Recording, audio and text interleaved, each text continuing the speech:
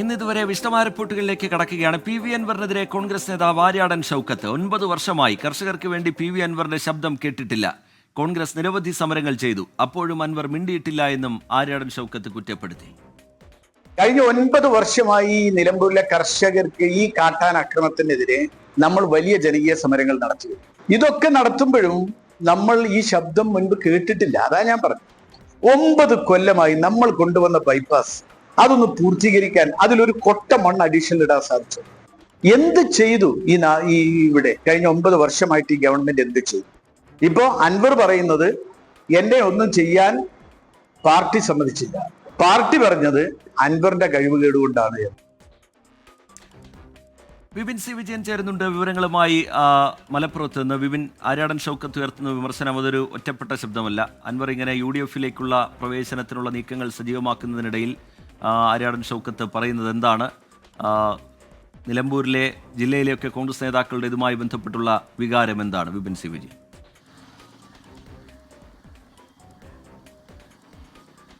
റിജിത്ത്, ഈ P V Anwar UDF-ലേക്ക് പോകുന്ന ചർച്ചകളൊക്കെ സജീവമായി നടക്കുമ്പോൾ തന്നെയാണ് KPCC ജനറൽ സെക്രട്ടറിയും നിലമ്പൂരിലെ ഒരു പ്രധാന കോൺഗ്രസിന്റെ നേതാവുമായിട്ടുള്ള ആര്യാടൻ ഷൗക്കത്ത് ഈ രീതിയിൽ വിമർശിക്കുന്നത് എന്നുള്ളത് ശ്രദ്ധേയമാണ്. കാരണം ഈ മലയോര മേഖലയുടെ പ്രശ്നങ്ങളിലേക്ക് ഇറങ്ങാൻ പി വി അൻവർ വൈകിപ്പോയി എന്നുള്ളതാണ് അദ്ദേഹത്തിന്റെ ആദ്യത്തെ വിമർശനം. കാരണം കോൺഗ്രസ് ഇതിനു മുൻപ് ഈ കാട്ടാന ആക്രമണത്തിലൊക്കെ വലിയ രീതിയിലുള്ള പ്രക്ഷോഭങ്ങൾ നടത്തിയിരുന്നു. അന്ന് ഈ ശബ്ദം കേട്ടിട്ടില്ല. ഒപ്പം തന്നെ കരിമ്പുഴ വന്യജീവി സങ്കേതത്തെക്കുറിച്ചിട്ടുള്ള അതിന്റെ പ്രശ്നങ്ങൾ വന്നപ്പോൾ ആര്യാടൻ മുഹമ്മദ് എതിരെ സംസാരിച്ചിരുന്നു. പക്ഷേ അപ്പോഴും പി വി അൻവർ മിണ്ടിയിട്ടില്ല. പിന്നെ ആദിവാസികൾ, ഈ പ്രളയത്തിന് ശേഷം ആദിവാസികൾ വലിയ രീതിയിലുള്ള ദുരിതം അനുഭവിച്ചിരുന്നു. അവിടെയും ഇതുവരെ പി വി അൻവർ മിണ്ടിയിട്ടില്ല. അപ്പോൾ ഇത്തരത്തിൽ ഓരോരോ കാര്യങ്ങൾ പറഞ്ഞുകൊണ്ടാണ് 9 വർഷമായ ഒരു വികസന മുരടിപ്പാണ് നിലമ്പൂരിൽ എന്ന് പറഞ്ഞുകൊണ്ടാണ് ആര്യാടൻ ഷൗക്കത്ത് ഈ വിമർശനം ഉന്നയിക്കുന്നത്. ഒപ്പം തന്നെ UDF-ലേക്ക് വരാൻ അങ്ങനെ പലർക്കും താല്പര്യമുണ്ടാകും. അത് എല്ലാം തന്നെ UDF-ന്റെ നേതൃത്വമാണ് ഇനി തീരുമാനിക്കേണ്ടത്. ഒപ്പം പി വി അൻവർ പലപ്പോഴും അദ്ദേഹത്തിന് താല്പര്യമുള്ള കാര്യങ്ങൾ ഇങ്ങനെ ഇടപെടുകയാണ്. ഇപ്പോൾ CPM സംസ്ഥാന സെക്രട്ടറി MV ഗോവിന്ദൻ മാധ്യമങ്ങളെ കാണുന്നു തത്സമയം. തട്ടിയെടുത്ത പണത്തിൻ്റെയും പാർട്ടിക്ക് വേണ്ടി ഏറ്റെടുക്കേണ്ടി വന്ന ലക്ഷങ്ങളുടെ ബാധ്യതയുടെയും തുടർച്ചയായിട്ടാണ് ആത്മഹത്യ ചെയ്യേണ്ടി വന്നത് എന്നതാണ്. ബാങ്ക് നിയമനങ്ങൾക്കായി വാങ്ങിയ പണം നേതാക്കൾ പങ്കിട്ടെടുത്ത്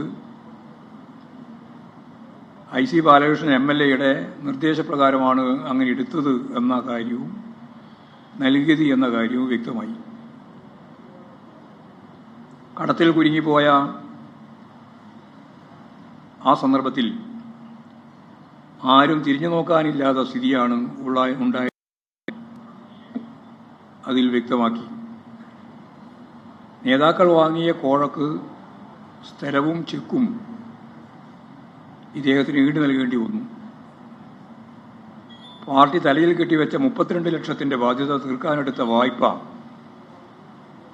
അത് 65 ലക്ഷത്തിലധികമായി ഉയർന്നു. ഇതിനെ തുടർന്നാണ് ഇദ്ദേഹം ആത്മഹത്യയിലേക്ക് എത്തിയത്.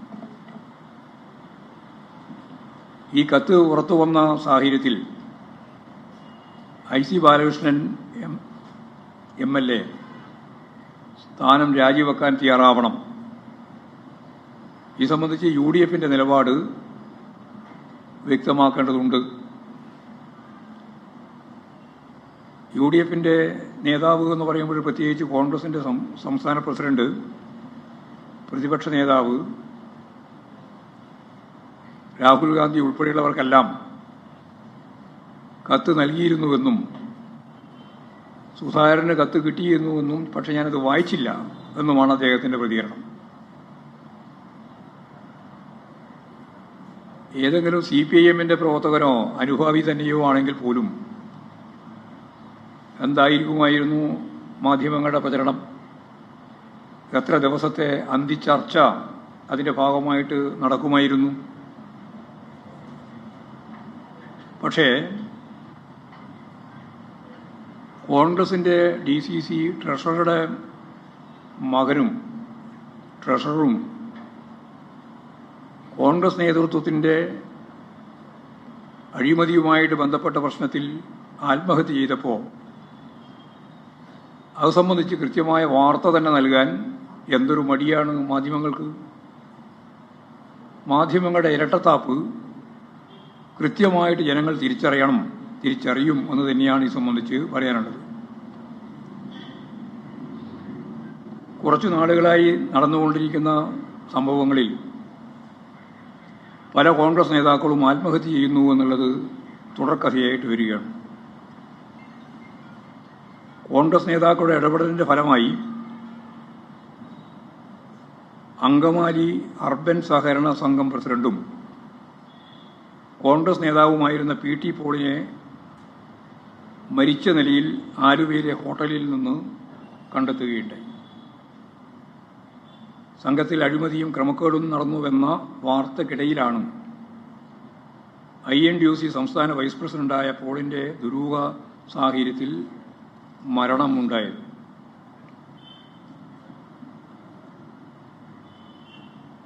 ഇതുപോലുള്ള നിരവധി സംഭവങ്ങൾ കേരളത്തിന്റെ വിവിധ മേഖലകളിൽ സഹകരണ പ്രസ്ഥാനങ്ങളുമായി ബന്ധപ്പെട്ട് അഴിമതിയുമായിട്ട് ബന്ധപ്പെട്ട് കോൺഗ്രസിന്റെ പല വക്താക്കളും ആത്മഹത്യയിലേക്ക് നീങ്ങി. ഇതിന്റെ ഇടയിലാണ്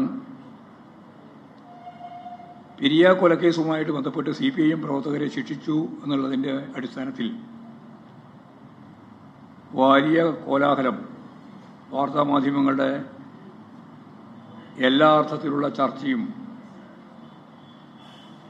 പത്രങ്ങളുടെ പേജുകൾ മുഴുവൻ അതിനുവേണ്ടി മാറ്റിവെക്കുകയും ചെയ്യുന്ന പ്രചരണം നടന്നത്.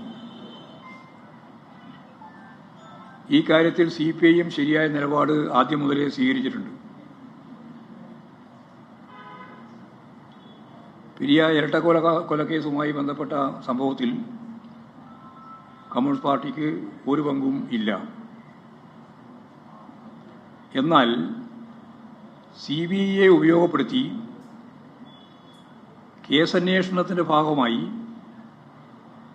പാർട്ടി നേതാക്കളെ ഗൂഢാലോചന നടത്തിയിട്ടാണ് കൊലപാതകം സംഘടിപ്പിച്ചത് എന്ന രീതിയിൽ പ്രതിയാക്കപ്പെട്ടപ്പോൾ അത് രാഷ്ട്രീയ പ്രേരിതമാണ് എന്നും ആ നിലപാടിനെ പാർട്ടി അതിശക്തിയായിട്ട് എതിർക്കുമെന്നും വ്യക്തമാക്കി. എന്നാൽ കോടതി വിചാരണയുടെ ഘട്ടത്തിൽ ഗൂഢാലോചനകളെ സംബന്ധിച്ചുള്ള കാര്യങ്ങളൊന്നും അസന്നിഗ്ധമായി ഇല്ലാത്തതാണ് എന്ന് വ്യക്തമായി. കൊലപാതകവുമായിട്ട് ഈ പാർട്ടിക്ക് യാതൊരു ബന്ധമില്ല എന്നും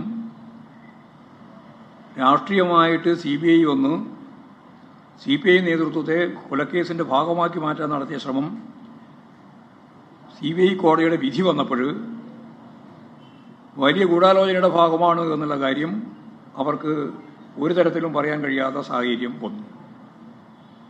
അങ്ങനെയാണ് കുഞ്ഞിരാമൻ ഉൾപ്പെടെയുള്ള പാർട്ടി ജില്ലാ സെക്രട്ടേറിയറ്റ് മെമ്പർമാരെ സഖാക്കളെ ഇപ്പോൾ കേസിന്റെ ഭാഗമാക്കുകയും ശിക്ഷിക്കുകയും ചെയ്തിട്ടുണ്ട്. അത് സ്വാഭാവികമായിട്ടും പാർട്ടി ഏതറ്റം വരെ പോകാൻ സാധിക്കുമോ അത്രയും പോയി രാഷ്ട്രീയമായ ഈ നീക്കത്തെ രാഷ്ട്രീയമായിട്ട് തന്നെ നേരിടും എന്ന കാര്യത്തിൽ ഒരു സംശയവും ഇല്ല.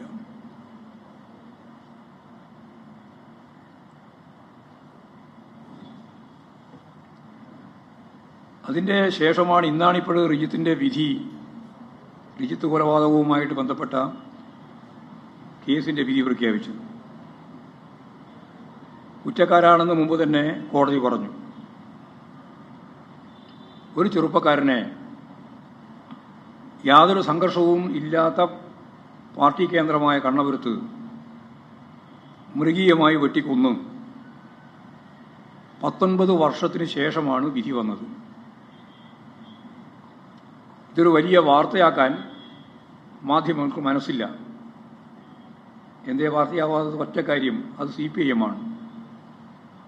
നേരത്തെ പറഞ്ഞ വാർത്ത അത് കോൺഗ്രസ്സാണ്. കോൺഗ്രസിന് വേണ്ടി എന്തും ചെയ്യാൻ തയ്യാറുള്ള ഇരട്ടത്താപ്പ് എന്ന് ഞാൻ നേരത്തെ പറഞ്ഞ അതേ നിലപാട് ഇപ്പോഴും റിജിത്തിന്റെ ഭാഗമായിട്ടുള്ള മതം അത് സംബന്ധിച്ചുള്ള വ്യക്തമായ വിധി ഇന്നിപ്പോഴും വന്നു. ജീവപര്യന്തം 9 RSകാരെ ശിക്ഷിച്ചു. നാളെ നോക്കാം നമുക്ക് എന്തായിരിക്കും വാർത്ത.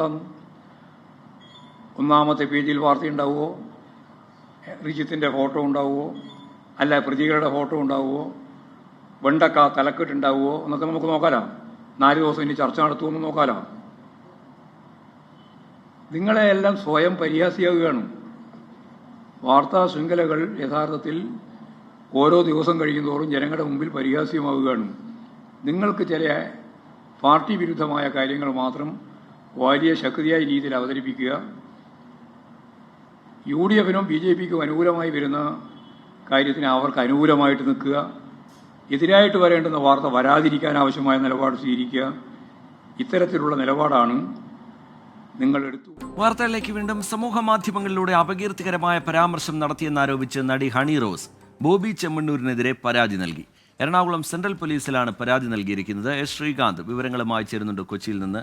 ശ്രീകാന്ത്, നേരത്തെ ഈ പേര് വ്യക്തമാക്കാതെ സമൂഹ മാധ്യമങ്ങളിൽ ഒരു കുറിപ്പ് നേരത്തെ ഹണി റോസ് പങ്കുവച്ചിരുന്നു. പക്ഷേ ഇപ്പോൾ പേര് സഹിതം പരാതി പോലീസിലേക്ക് നൽകുകയാണ് ഹണി റോസ്. ഒരു നിയമവഴിയിലേക്ക് തന്നെ കടന്നിരിക്കുന്നു. വിശദാംശങ്ങൾ എന്താണ് ശ്രീകാന്ത്?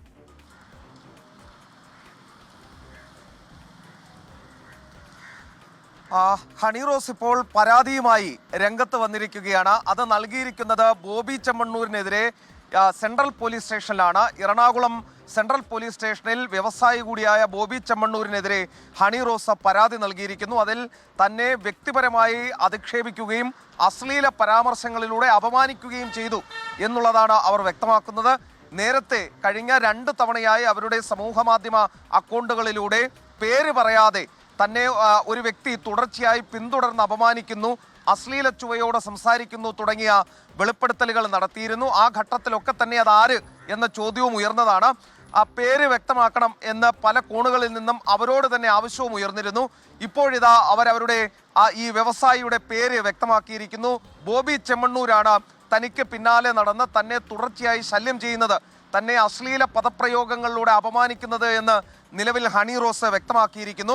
ഇതിലെ ഏറ്റവും പ്രധാനപ്പെട്ട കാര്യം അവർ ചില കാര്യങ്ങൾ കൂടി പറയുന്നത്, താങ്കളെ മാത്രമല്ല താങ്കൾക്ക് ഒപ്പമുള്ള താങ്കളുടെ അതേ മാനസിക നിലയുള്ള താങ്കളുടെ കൂട്ടാളികൾക്കെതിരെയുള്ള പരാതികളും പിറകെ ഉണ്ടാകും എന്ന മുന്നറിയിപ്പ് കൂടി നൽകുകയാണ് ഹണി റോസ്.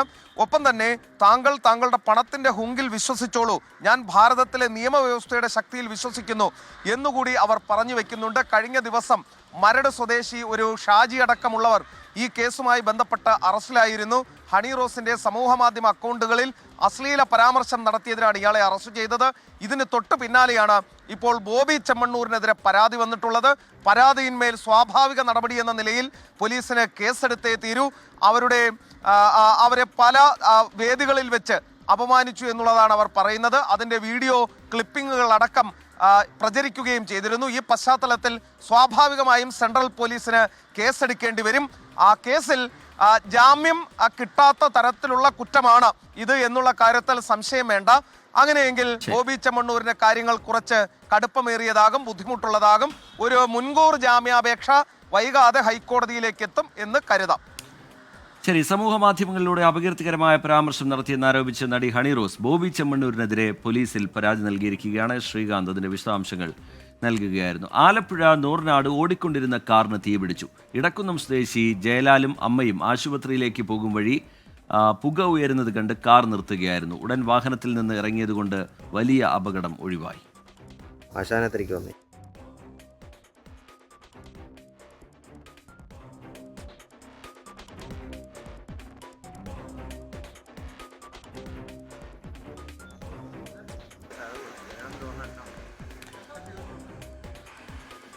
മനീഷ് മഹിവാൽ വിവരങ്ങളുമായി ചേരുന്നുണ്ട് ആലപ്പുഴയിൽ നിന്ന്. മനീഷ്, എന്താണ് സംഭവിച്ചത്? മനീഷ്, റിജിത്ത്, ഈ സംഭവം ഉണ്ടാകുന്നത് ഇന്ന് രാവിലെ പകൽ 11 മണിക്കാണ്. ഇടക്കുന്ന സ്വദേശിയായിട്ടുള്ള കരുണാസാഗർ ജയലാലാണ്. ജയലാൽ അദ്ദേഹത്തിന്റെ മാതാവുമായിട്ട് ഹോസ്പിറ്റലിലേക്ക് പോകുന്ന വഴിയായിരുന്നു. വാഹനത്തിൽ കയറി ഒരു 200 മീറ്റർ കഴിഞ്ഞ സമയത്താണ് ഈ കാറിന്റെ മുൻഭാഗത്ത് നിന്നും പുക ഉയരുന്നത് കണ്ടു. ഉടൻ തന്നെ ഇവരെ വാഹനം നിർത്തി ഇറങ്ങുകയുണ്ടായി. പിന്നീട് സമീപവാസികൾ ഓടിക്കൂടി. ആ സമയത്ത് കാറിൽ നിന്ന് ഭയങ്കരമായ രീതിയിൽ പുക ഉയർന്നു. അങ്ങനെ ബോണറ്റ് പൊക്കി നാട്ടുകാർ ആദ്യം ബക്കറ്റിൽ വെള്ളം കൊണ്ട് ഒഴിച്ചിട്ടും ഈ കാറിലെ തീ കെടുത്താൻ സാധിച്ചില്ല. കാർ പൂർണ്ണമായും കത്തി നശിച്ചു എന്നാണ് അറിയാൻ സാധിക്കുന്നത്. അങ്ങനെ നാട്ടുകാർ കായംകുളത്ത് നിന്ന് ഫയർഫോഴ്സിന്റെ ഒരു യൂണിറ്റ് എത്തി അവിടെ നാട്ടുകാർ ചേർന്ന് ഏറെ പണിപ്പെട്ടാണ് ഈ കാറിലുണ്ടായ തീ അണച്ചത്. കാർ പൂർണ്ണമായും കത്തി നശിച്ചിട്ടുണ്ട്. എന്താണ് ഈ തീ ഉണ്ടാകാൻ അല്ലെങ്കിൽ പുക ഉയരേണ്ടതിനുള്ള കാരണം എന്താണെന്ന് ഇപ്പോഴും വ്യക്തമായിട്ടില്ല. എന്തെങ്കിലും ഷോർട്ട് സർക്യൂട്ട് ആകാനുള്ള സാധ്യതയാണ്. എന്തെങ്കിലും ഇത് സംബന്ധിച്ച് ഫയർഫോഴ്സ് അടക്കം ഈ വാഹനം പരിശോധിച്ചു പരിശോധിച്ചിട്ടും ഇതിനെ സംബന്ധിച്ച് എന്താണ് ഈ തീ കത്താനുള്ള കാരണം എന്ന രീതിയിൽ വ്യക്തത വന്നിട്ടില്ല. റീജിത്ത്. ശരി, മനീഷ് മഹിബാൽ ആലപ്പുഴയിൽ നിന്ന് വിവരങ്ങൾ പങ്കുവയ്ക്കുകയായിരുന്നു. തിരുവനന്തപുരം നെയ്യാറ്റിൻകരയിൽ KSRTC ബസ് കയറിയിറങ്ങി വീട്ടമ്മയ്ക്ക് ദാരുണാന്ത്യം. സ്കൂട്ടർ യാത്രിക അശ്വതിയാണ് മരിച്ചത്. AV ജയശങ്കർ വിവരങ്ങളുമായി ചേരുന്നുണ്ട് തിരുവനന്തപുരത്ത് നിന്ന്.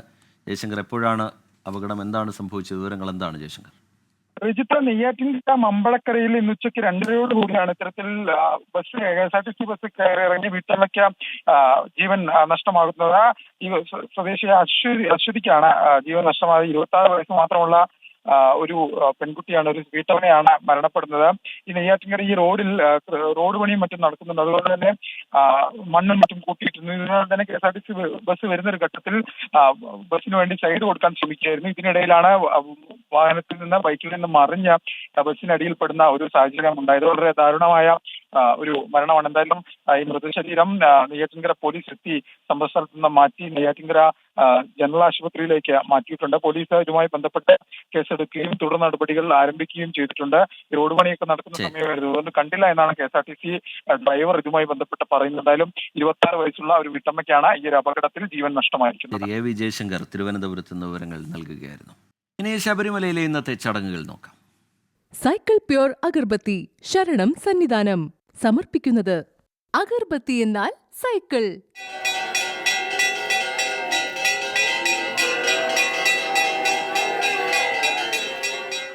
BLM housing cooperative society limited ശബരിമലയിലെ ചടങ്ങുകൾ സമർപ്പിക്കുന്നത് Bharat Lajna multi state housing cooperative society limited.